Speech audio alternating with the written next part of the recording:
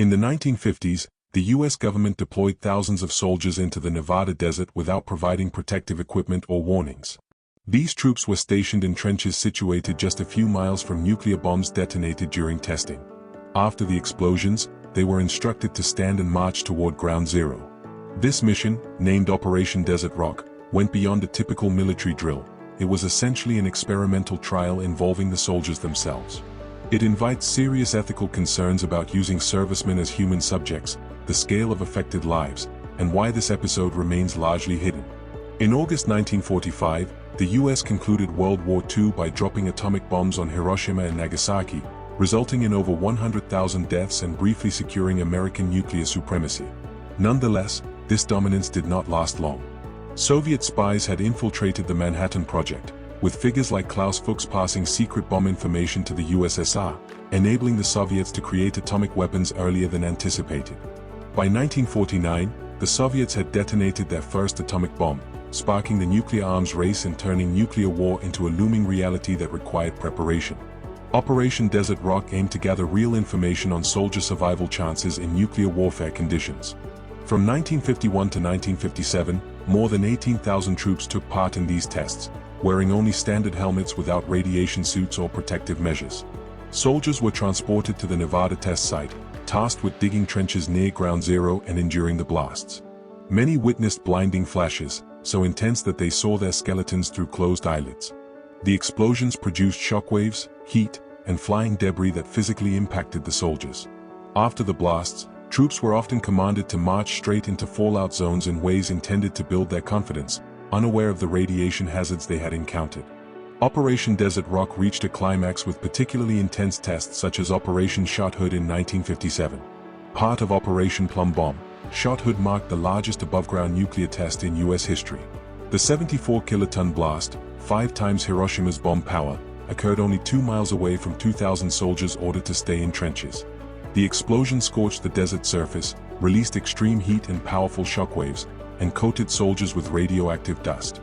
Lacking masks or decontamination protocols, the troops faced unknown radioactive fallout, ill-prepared for the long-term dangers. This episode highlights significant sacrifices imposed on soldiers by government orders during the Cold War. A scarcely recounted but essential story for comprehending the human toll of nuclear readiness. Radiation exposure during these tests was severe and completely avoidable. The greatest wrong was that soldiers were never warned about the hazards, neither during the operations nor afterward. Many only realized they had been exposed to radiation when illnesses began to appear, sometimes years afterward. Several veterans died prematurely, while others seemed healthy until cancers such as leukemia, thyroid cancer, lymphoma, and tumors in multiple organs emerged, often within a decade. When these servicemen requested help, the Veterans Administration often rejected their claims because the government had maintained the assertion that the tests were safe. However, internal military records showed that officials knew about the hazardous radiation levels but chose to avoid accountability. The consequences extended beyond the soldiers. Communities downwind from the Nevada test site, called downwinders, suffered clusters of cancer, birth defects, and miscarriages, yet their concerns were ignored. One veteran summed up their situation poignantly: "We weren't trained for nuclear war. We were sacrificed to sell it."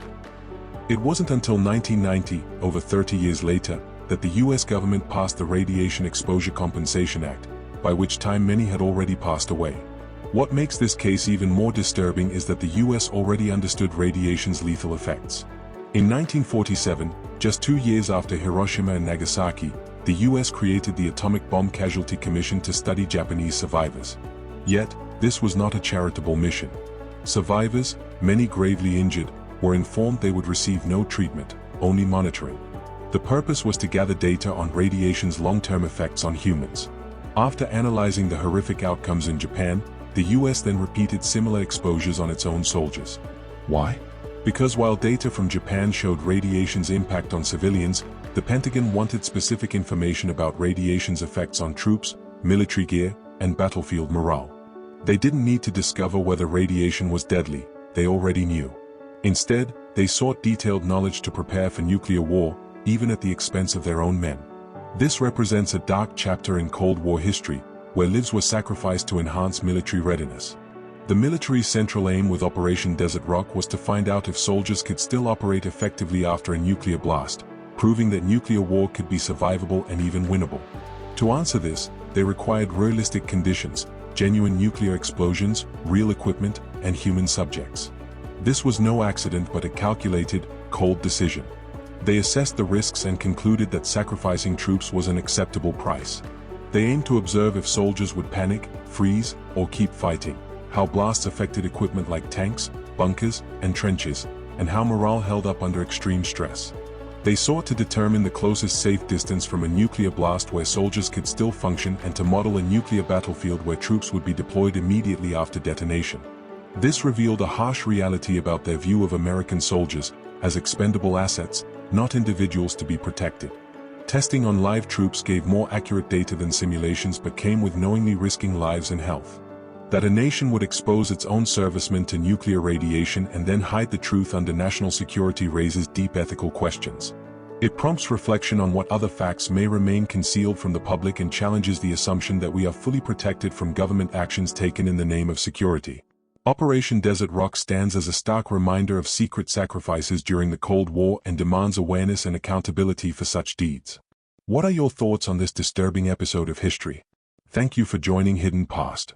Please share your comments or suggestions for future topics below, and kindly like, share, and subscribe to support the channel.